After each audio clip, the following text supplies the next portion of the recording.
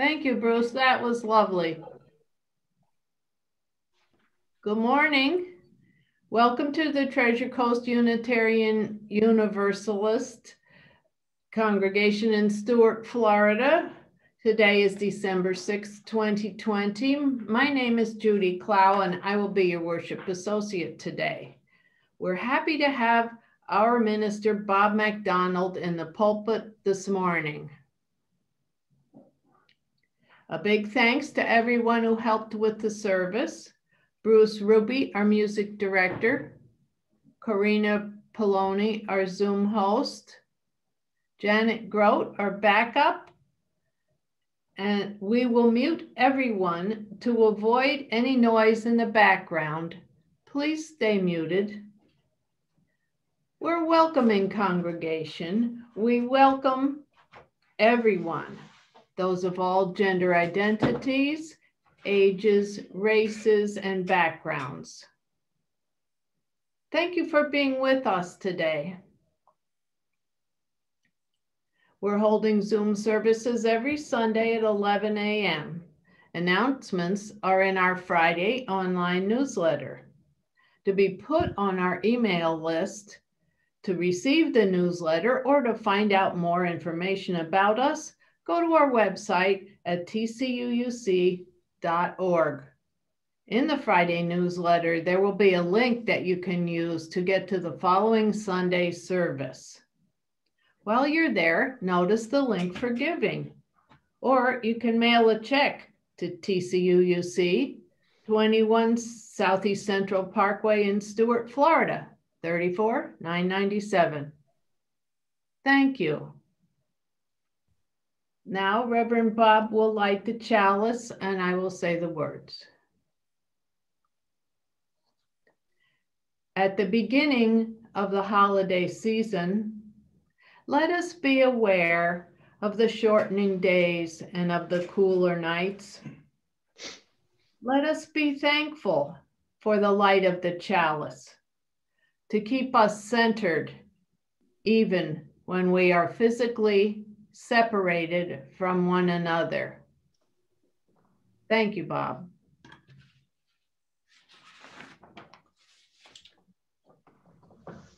Now, the topic of the service today is holiday emotions. When I think of holiday emotions, first I think of the five senses. The aroma and taste of freshly baked cookies and pies brings joy, as does the sound of holiday music from wandering singers or from a full orchestra. The sight of sparkling lights and of flickering candles offers calm and peacefulness. The touch of family and friends brings relief and comfort during most holidays. The closeness of our pets warms our hearts. Other emotions can be heightened at this time. I look forward to what Bob has to share with us later in the service. Now, Bruce will play and sing hymn number 241, In the Bleak Midwinter. Since Zoom is out of sync for music, please mute yourselves, but sing joyfully.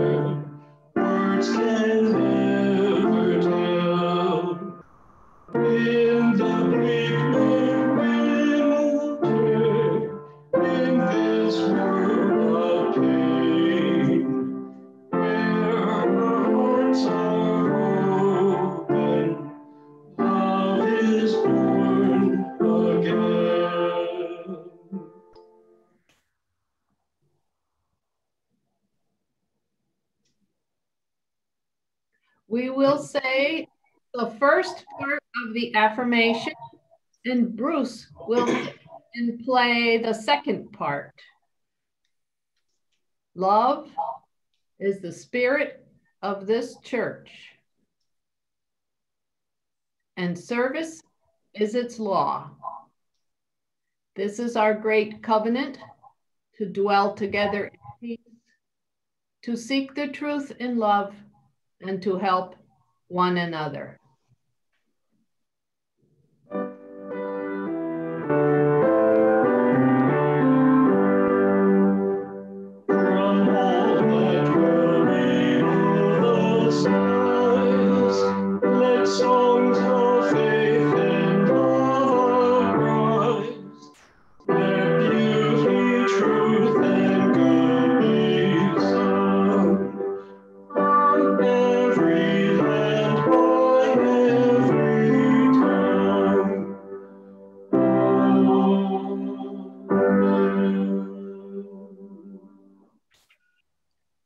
And now it is time for joys and sorrows. I will move a stone in our symbolic river to mark each joy and sorrow. All right, I will move a stone for those who prefer to keep their joys and sorrows to themselves, but know that you are in our hearts.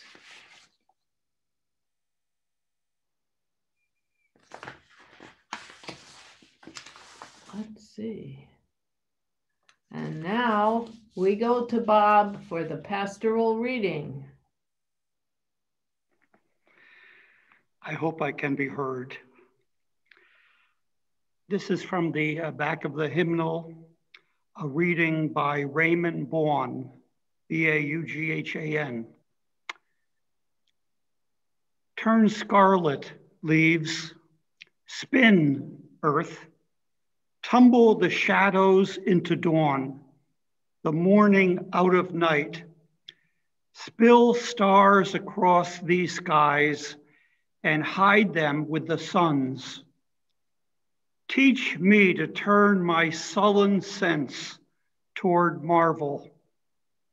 Let green and red and dark and day concur with the returning life I am. And now moments of silence.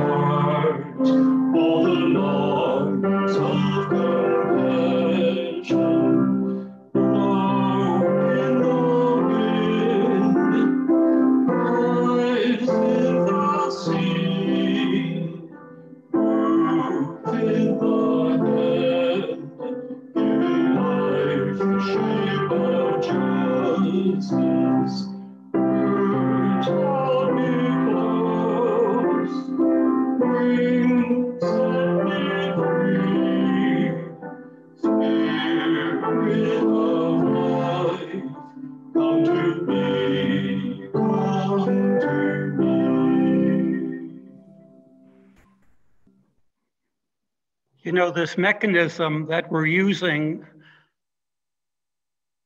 to stay alive encourages some asides. I keep wondering, can I be heard? Am I muted? Should I unmute? And that inspires me to think, you know, life is a process of finding your voice. Many of us are still in the process of unmuting ourselves, finding our voice. That's not the sermon, that's just a little aside. And first of all, I'm sure many of you, like me, didn't get to the shopping and the crowds we have so enjoyed in the past. And we probably missed it about the same. This setting is not why I found this video inspiring, but it made for an unusual setting for inspiration. It starts out looking rather spontaneous, but you can see it's orchestrated by the end. Wasn't it a poet who said man's reach must exceed his grasp? Possibly wanting to include these videos is an instance, but we must continue to reach. Whatever the holiday we celebrate, the candlelight, Christ candle, Hanukkah candle, Advent candles, the little white candle in a circle of paper on Christmas Eve, they all symbolize warmth, joy, hope, and of course, light. In the Christian churches, themes and scripture texts called the lectionary are prescribed: hope, love, joy, and peace. 4 candles of color on your table. For the first Sunday of Advent, which was last Sunday, in Christian churches, the set theme was always the second coming of Christ. It always seemed a bit odd that in the season which led to the celebration of the birth of the baby Jesus, or Christ child, it always seemed strange that somehow you were to start with the theme that Christ will come again. I never tackled that because I was still working on what the first coming might mean, if not for all, at least for me. And I'm still working on that, but not today. So the themes of the season were set and were meant to provide uplift. In many churches, the Sunday before Christmas saw a children's pageant as the Sunday school's gift of the season to the parents, grandparents, and all. So the final participants in filling out the manger scene were Mary and Joseph carrying a doll. In my longest tenure on Long Island, the planners of this grand event got the idea that when Mary and Joseph arrived at the creche, a new mother in the congregation would bring her prized newborn to the creche. So the creche would have a live and kicking baby Jesus, complete hopefully with a pacifier, at least for those moments. And the last baby Jesus I remember there, about 2 or 3 months old, was presented in a tiny but adorable tuxedo. One of those sights you can't unsee. Swaddling cloths majorly upgraded. It has struck me for some time that this holiday season is a feast of emotions against the backdrop of an early or promised bleak midwinter. The religious trappings are, well, just that. So church is the well, the nurturing place of many for refueling their comfort and joy. Many never seem to get enough of a Christmas carol or nutcracker. My mom's favorites to the end were Rudolph and Frosty, a Burl Ives lullaby in TV cartoons. The season was all about emotional uplift. And maybe I ought to stick to that script and serve up whatever encouragements to hope, love, peace, and joy I can mine from my experiences and yours. But this December, this holiday season, is fraught with welling up emotions from within and without, like no other I have experienced, and hopefully like none we will ever experience again. Last Sunday, as Bill gave his excellent pre-December buffet of seasonal enrichment, I couldn't help but recall that the Sunday after Thanksgiving was often a time or a realization of living between times, a waiting time for something important to happen after something important just happened. The word Advent or Adventist has that inkling. Life leans forward until an arrival. This year is decidedly different. We are between a frightening and deadly virus and a much anticipated vaccine. The emotional sustenance we need is of a different order. and the frenzied anticipation speaks to the magnitude of our need. But until we are punctured with a good degree of hope for immunity, we need to sustain ourselves and simply hold on.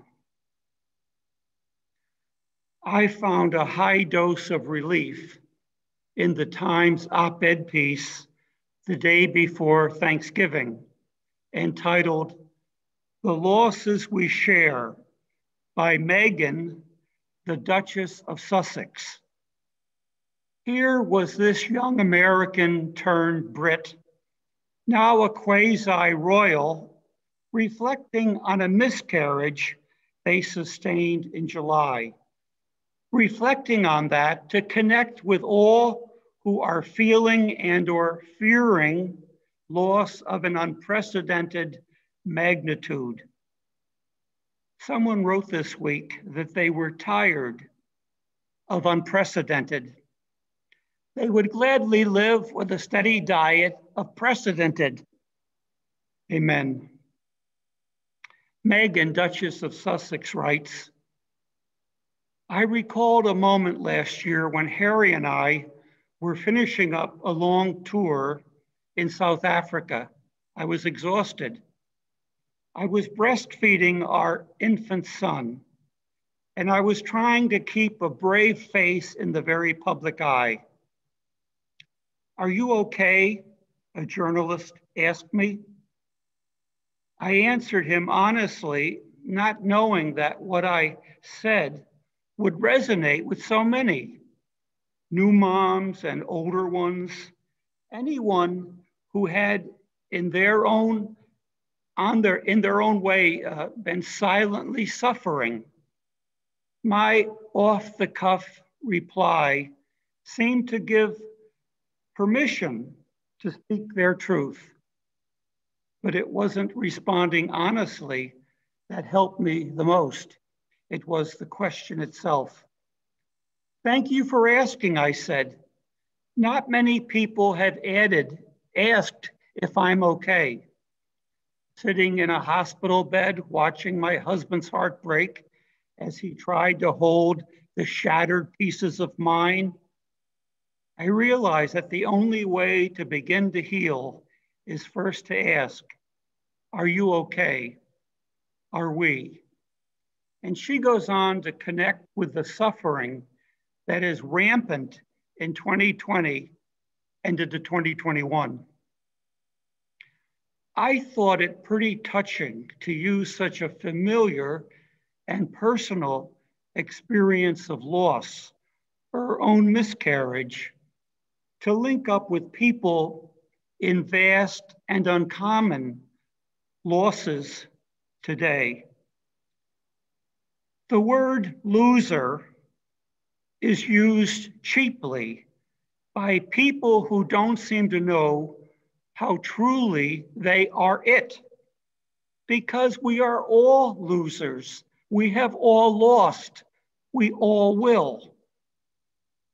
To know that about ourselves and others helps us all to face it and live through it. And P.S., if you've ever experienced a miscarriage as a man, as close to the experience as our gender can be, you know what complete helplessness feels like, and you know what a long hope and fear the next pregnancy can be. Soon after the Duchess op-ed, Pope Francis had a piece from his latest book. In 1957, he was near death at age 21 in seminary from a severe flu, and two nurses did as much for his spirit as they did for his lung. He writes, I remember especially two nurses from the time. One was a sector ward matron, a Dominican sister who had been a teacher in Athens before being sent to Buenos Aires. I learned later that following the first examination by the doctor, after he left, she told the nurses to double the dose of medication he had prescribed, basically penicillin and streptomycin, because she knew from experience I was dying. Sister Cornelia Correglio saved my life. Because of her regular contact with sick people, she understood better than the doctor what they needed, and she had the courage to act on her knowledge. Another nurse, Michaela, did the same when I was in intense pain, secretly prescribing the extra doses of painkillers outside my due times. Cornelia and Michaela are in heaven now, but I'll always owe them so much. They fought for me to the end until my eventual recovery. They taught me what it is to use science and also to know when to go beyond to meet particular needs. And the serious illness I lived through taught me to depend on the goodness and wisdom of others. Pope Francis writes eloquently that he learned invaluable lessons of connecting with others, the healing powers of reaching out to others, reaching out to you, reaching out to them, and the reciprocal benefit to you in reaching out to others. He thinks it good for Americans that this year we aren't so consumed with consumerism, but are waiting with the rest of the world for what will help us go on, help the world go on. Again, losses and the staving off of loss as much as possible have linked us in a very common need we hopefully won't forget. Emotion seems the point and the blessing of these holidays. The joy we felt as children in our family of origin eventually had the added realization that our parents, wittingly or unwittingly, showed us their joy in giving as they conspired for our happiness. And then if we got to originate our own families with young or be part of such settings with others, we learned that the magical thinking that it all came down the chimney was a lot easier than the work we had to bring off the joy. And then the joy of giving to teens was recalibrated when we got the message, thank you, but please don't buy us clothing. Just a check, please, so we can pick out something we will wear. Maybe more diplomatically put. So it's still a joy in giving, albeit an easier one and just a tad muted. The emotions we carry this holiday season are indeed a bundle. I don't recall fear and anxiety on the Advent calendar. Maybe we need a church group, a new church group. Zoom would have to do for a while.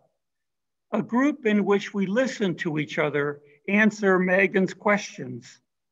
Are you okay? Are we? Does that sound a bit too up close and personal for you-yous? You know, that heady denomination that kind of got started in Harvard. I like heady. I started here with a book group about 14 years ago. But heady in church and in religion has a different scent of safe place. Now we know safe is good, and we all need safe, and sanctuaries have to be safe places. But the other scent I mean for heady and safe means, at least too often means, I can't let people really know me, and I certainly can't let people know where I hurt. If that's what we want safe to be and where we want to stay, then we may be suffering more than we need to, because alone makes it heavier to bear. So this year, to hope, joy, love, and peace, maybe we could add and share real. Our closing hymn is 226, People Look East.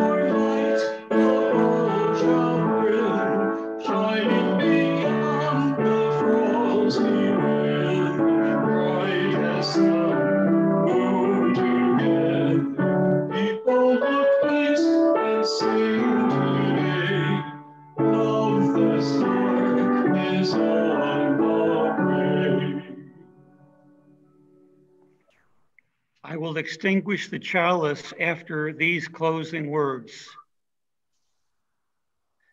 In music, in word, in laughter, in silence, we need each other. And we could come through this fraught season more connected and more whole than we've ever been.